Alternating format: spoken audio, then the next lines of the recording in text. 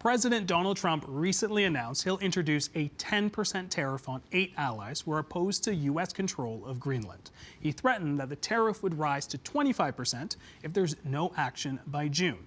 In response, Prime Minister Mark Carney said the following: "We're concerned about this escalation. We will always support sovereignty and territorial integrity of countries wherever their geographic location is. Decisions about the future of Greenland are for Greenland and Denmark to decide." Trump is clearly not on the same page. So what role can and should Canada play here? How can we protect our historical alliances when our allies are so dramatically at odds? I got insight from Kerry Buck, former Canadian ambassador to NATO, Globe and Mail columnist Andrew Coyne, and Seva Gunitsky, an associate professor of political science at the University of Toronto. I appreciate all three of you for joining to unpack all of these headlines. I want to start with a sort of quick reaction. If I was to ask you a month ago, how would you react if someone told you that a bunch of NATO countries were going to send troops to Greenland to deter Trump's threats to invade it, or that he would threaten them with tariffs? Andrew, what would you say?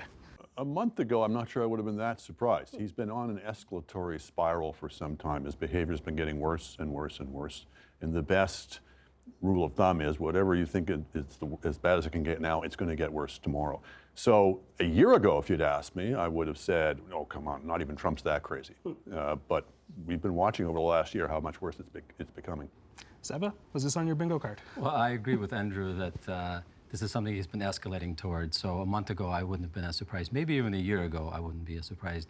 What I'm sort of pleasantly surprised at is that the Europeans are taking this seriously. And, you know, they're sending troops. These are symbolic numbers. But at the same time, it's sending a message that we will stand up to this. We're not going to be bullied. We have the political strength. And strength is the only language Trump understands. So hopefully that sends the message that he needs to hear. Kerry? I'm shocked but not surprised. Trump has indeed gone on about Greenland, but Greenland's also been part of the security kind of architecture of the U.S. since the Cold War. But I'm shocked because this is the first time the U.S. has openly threatened a military action against an ally since well before the war. So an odd direction that doesn't serve U.S. interests at all. Yes, the Europeans have responded in a way, but this is a previously planned exercise, and the main message is to Russia, but ancillary messages to the U.S. as well, that NATO's got this. Kerry, you mentioned the Europeans. Let's talk Canadians. Of course, Prime Minister Carney expressed solidarity with Greenland, yet hasn't sent troops to Greenland as of yet. What do you make of that? Well, I think Canada's first job is to defend the principle of sovereign equality of states, inviolability of state borders, and self-determination of Indigenous peoples. What all that adds up to is send the message that international law matters and that the U.S. can get what it wants through existing mechanisms like NATO and their defense treaty. They don't need to muse about invading Greenland. It undercuts NATO, it undercuts U.S. interests. Should Canada be sending in troops? First question is, should anybody? And clearly, yes, the Europeans need to. This is crossing all kinds of lines, not just vis-a-vis the United States, but also they've got to be keeping one eye on Russia as well. So, as was said, force is the only language Trump understands. They tried appeasement and flattery and bribery, and none of those have worked. So if the Europeans are going to be sending troops there, I think the question is, should Canada? I think it has to be yes. We need allies at this point in time more than we ever have. We've not always been a good, responsible ally. We really need to step up and be a responsible ally now. So if they're sending troops, we have to as well. Can we clarify, how many troops are we talking about at this moment? We're talking just a handful. Yeah, exactly. They are, I think it was said, it's a symbolic force. It's what they call a tripwire. But we'll see. It may grow into a larger force. The point is they want to make it clear to Trump, this is not going to be, rolling in and taking out Nicolas Maduro. If you're doing this, you're facing military consequences potentially, but certainly you're facing all kinds of other consequences in terms of trade policy, in terms of closing U.S. bases, et cetera, et cetera. Seva. Well, Carney is kind of in an impossible situation here. He has to slowly distance himself from the U.S., but still kind of maintain a pleasant facade towards Trump. That's right. It's kind of like, you meet a wild bear in the woods, you back away slowly, Right. but maintain eye contact, or he'll take that as weakness. So as far as sending troops, I don't know. if it might be seen as a provocation or if it would be helpful. Clearly, there has to be something more than saying nothing. So I think the thing to do for Canada is to keep strengthening military presence in the Arctic, sort of slowly and patiently, and increase surveillance capabilities so that if U.S. complains, they can say, look, we are taking this seriously. And I think that's the safe but boring way to go forward.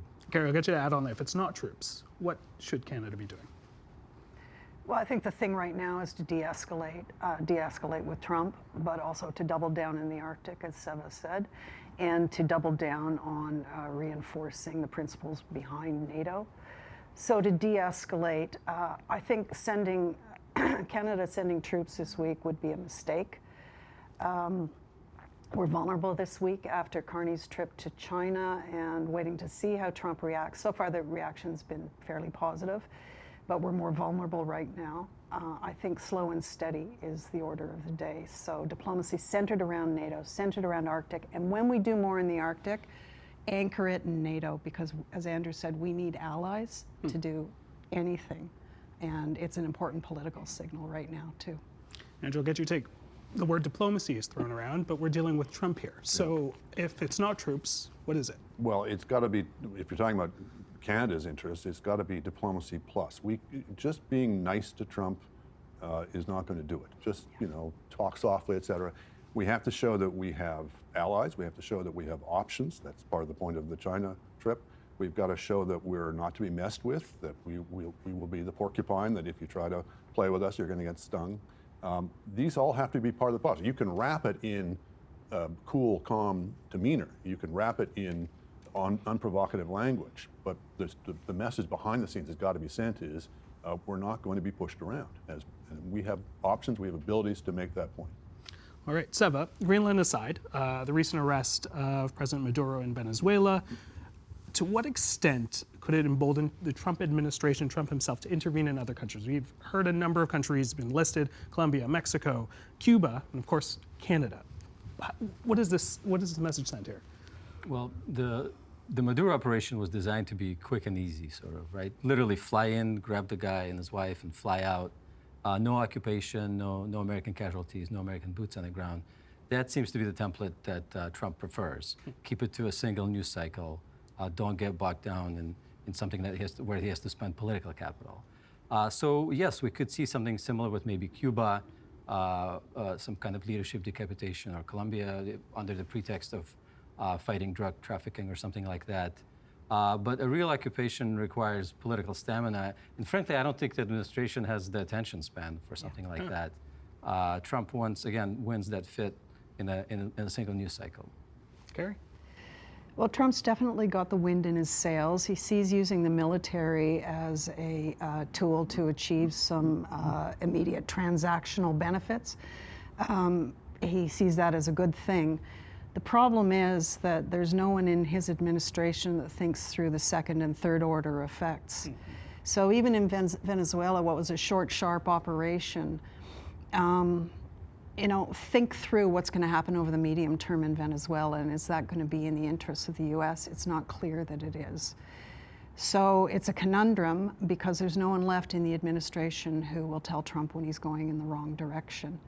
Second problem created for the American military, the Washington Treaty, the NATO Treaty, is the law of the land in the U.S. So if they were to move militarily on Greenland, they're violating American law as well as the Washington Treaty. How does that place American military? Are they going to obey those illegal orders? It's a really hard place to put people in. It's been troubling because so far, lower ranking officers have been obeying illegal orders. The stuff in the Caribbean, for example. But invading Greenland, others have made the point, all of the members of the Joint Chiefs of Staff would have to resign morally and legally in the face of that kind of command. Whether they will or not remains to be seen if it comes to that. But there's a tendency, we always have to guard against the tendency to ascribe normalcy to Trump, to ascribe normal motives, normal assessments. He's out of his mind, and he's surrounded by people who are not clinically out of their mind, but are fanatics and cannot be assessed. So Yes, he goes in for military operations that are theatrical, that look good on TV. And usually I would say, if you're talking about any other leader, oh, come on, that's not how the world works.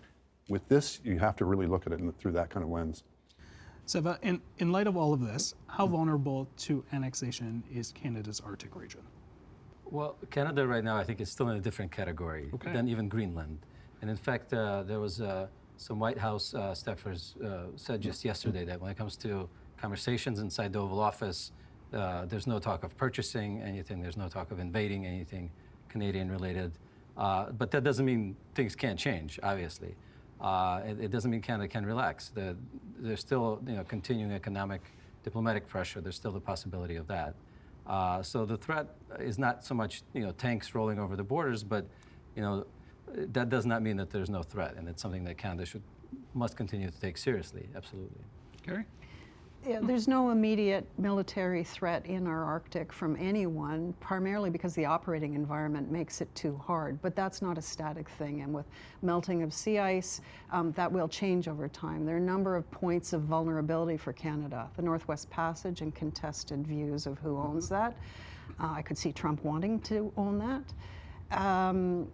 And we also haven't done enough traditionally the last few decades in the Arctic. So as Seva said earlier, we really need to double down and increase our military and civilian security apparatus in the Arctic, so we project Canadian sovereignty and send a message to adversaries that we've got this, but also it's like defense against unwanted help from the US, and that's really important.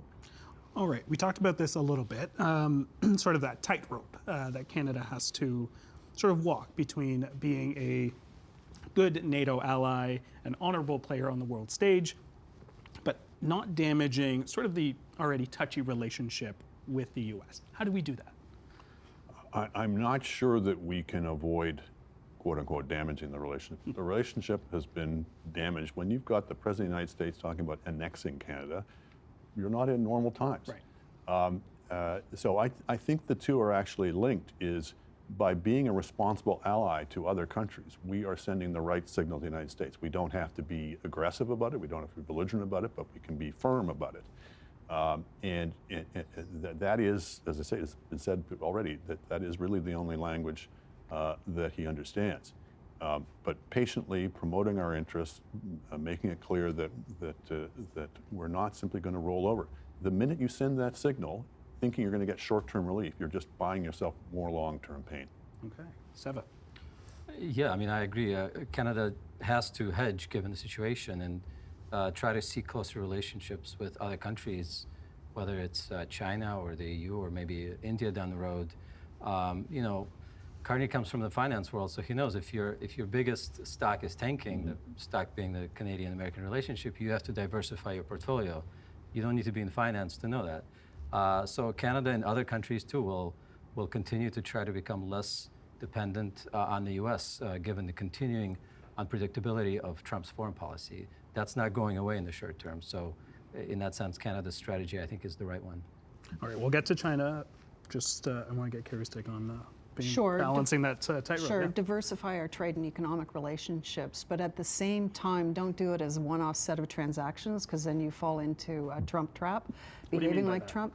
Well, you need alliances. You need allies who will come if you get into trouble, for instance, in the Arctic or on, trading relationships and tariffs. And in order to do that, you have to reinforce some of those tables where we already have allies, like NATO and parts of the UN, I'd say, and build new alliances with countries that are natural allies, but we've let lie fallow, like Mexico and South Korea, and they're doing some of that. So build that up so you've got friends when something bad hits the fan. And at the same time, geography matters and it's inescapable for us. And they're always going to be a big trading relationship. They're always going to be a big security partner, the U.S. is. So there are parts of the U.S. system that I hope are waking up to the outrageous position that Trump's taking on Greenland. Greenland has served a valuable purpose in that it has, I think, woken people up, and it is, I think, forcing people to work and move together. where Trump succeeds is when he can keep people isolated and pick them off and play them off against each other, whether you're talking domestic politics or internationally. And both domestically and internationally, there is, I think, a growing cohesion, still a long way to go perhaps, but a growing cohesion of realizing that we have to all, as Ben Franklin said, hang together or we'll all hang separately. There we go. Let's talk a little bit about the diversification of our trade. Prime Minister Carney, of course, was just in China to reset relationships there. Step in the right direction, I assume? Depending on how big a step. The value in it, the validity is reducing your dependence on the United States, which is a matter not so much now of economics, but of national security. We cannot be so dependent on them they can use that against us. But we don't want to fall into the equal and opposite trap of becoming overly dependent on China, because China will certainly use it against us. So we want to have some equipoise, balancing them off against each other, having other players as well. India was mentioned, Europe, of course. So as long as it's that, as long as we're not rushing into the arms of China, but simply trying to prudently diversify our portfolio, then I think it's a step in the right direction. Seva. Yeah, so I don't know if it's right to call it the right step or the wrong step. It's sort of a necessary step at this point, given the situation that comes with its own costs, as has already been mentioned. But Canada is over-leveraged on the relationship with the U.S. I think that's fair to say. And so reaching out to China is not anti-Americanism, that's just basic risk management at this point, I think. Now, the problem for Carney and for Canada is that you don't want to get into this spiral where you hedge away from America and Trump sees that as an insult and puts more pressure, which forces Canada to hedge more. That's not a sustainable spiral, not a sustainable cycle. So Carney has to keep threading that needle, basically, of diversify enough to have options and to show that we have options, but not so much that it becomes a source of grievance for Trump, who is essentially driven by grievances, personal grievances for his foreign policy. Sure. So Canada was the first of Washington's allies to reach out in this kind of structured way to put the relationship with China back on some kind of footing. So I think that's an important message to the U.S. I agree that the pragmatic areas that the PM and the government has picked out to cooperate with China make a lot of sense right now. The challenge will be keeping it in that box, and I'm not convinced that China has the same understanding of what the limits and the guardrails are for that relationship. And the China that interfered in domestic affairs prior to the deal is the same China that will do it afterwards. The good thing is that there'll be a lot more channels to talk to China about these worries, but the difficult thing to manage is that we've got more invested now and they're bigger than us. And so it'll be really hard pushing back when China wants to do something that's not in Canada's interest. Okay, early days. We have a minute left. I have one question for all of you. Out of 10, how would you rate Canada and its foreign policy right now, Seva? Oh, it's very hard for me to reduce that to a number. I mean, I grade my students' papers, so maybe I should. That's why I go to you first. Yeah, I mean, Canada right now is being very pragmatic, not being sort of splashy rhetorically, which is the right thing. And it's doing what it should be doing. I'm not sure I can put a number on that, but that's my evaluation. Kerry? I think they're doing a really good job at threading a needle. The challenge right now is that there's some principles that are important and in Canada's interest that haven't been spoken about a lot. Sovereign equality, democracy, and those kind of values that get us the allies we need and that are really compelling. So that's an area where I'd give them maybe a 6 out of 10, but on the rest of it, I'd give them an 8.5 out of 10. Okay. Principles and values are very important, but we're also faced with a series of judgment calls. There's no kind of, out-of-the-box policy that you can enact here that will solve this. When you're dealing with a one-off, a one-of-a-kind like Trump, who just does not react the way any normal world leader does, I would cut a lot of slack to anybody who is in the Prime Minister's job, but it really places a premium on judgment and leadership, and that's really how we're going to assess him going forward, and of course weighing him against the other potential leaders in that regard. And that's unfortunately where we're going to leave it. I'm sure we will have this conversation at another time. Andrew, Seva, Kerry, thank you so much. Really appreciate it. Very good. Thank you.